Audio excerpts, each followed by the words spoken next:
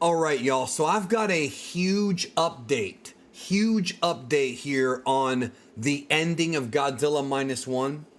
And we've got some clarity now from the filmmaker, from Takashi Yamazaki. So before I go any further with this, I wrote Q1 because I was writing something else there earlier. Before I go any further with this video, if you have not seen Godzilla Minus One, click off the video. This involves the ending of the film.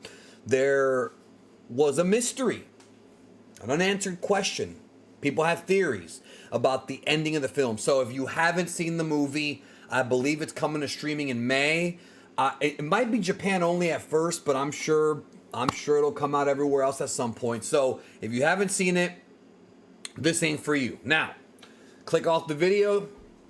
That's it. Last warning. So, at the end of Godzilla Minus One, if you remember, when Koichi is reunited in the hospital, you see a weird black substance moving up the neck. It's kind of hard to spot for some. I have friends who did not see it, but most did see it.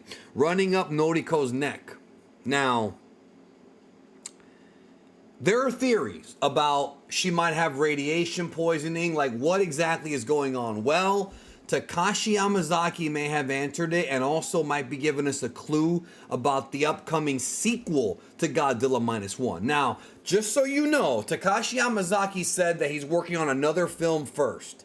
So his next movie is not the Minus One sequel, but there will be a Minus One sequel probably after that. This movie made so much money. It won an Oscar, and it should have won more, honestly. So let me go ahead and get into it. So this is from Kaiju number 14, somebody who I do trust, who's a big tokusatsu news page, I guess you can say.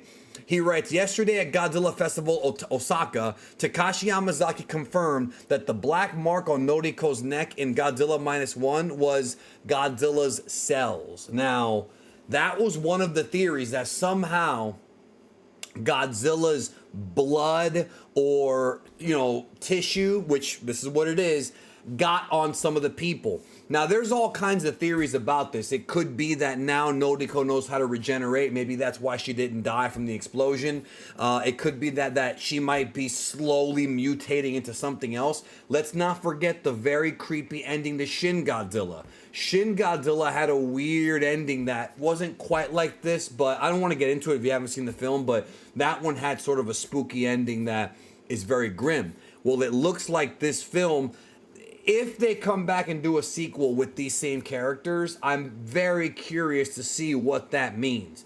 Can she regenerate? Is she slowly becoming her own lizard? Is Godzilla gonna manifest itself like inside of her? Like, what is really going on?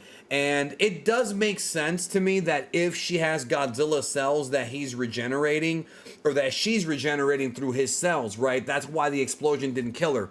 Maybe she did die, but she regenerated. Maybe in her case it went slower.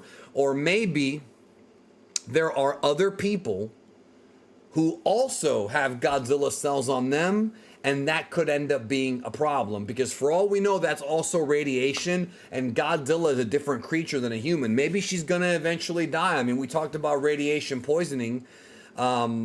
Maybe she is. I don't know, but we now have confirmation from the filmmaker, from the writer, director, and special effects supervisor that it was Godzilla cells on her neck.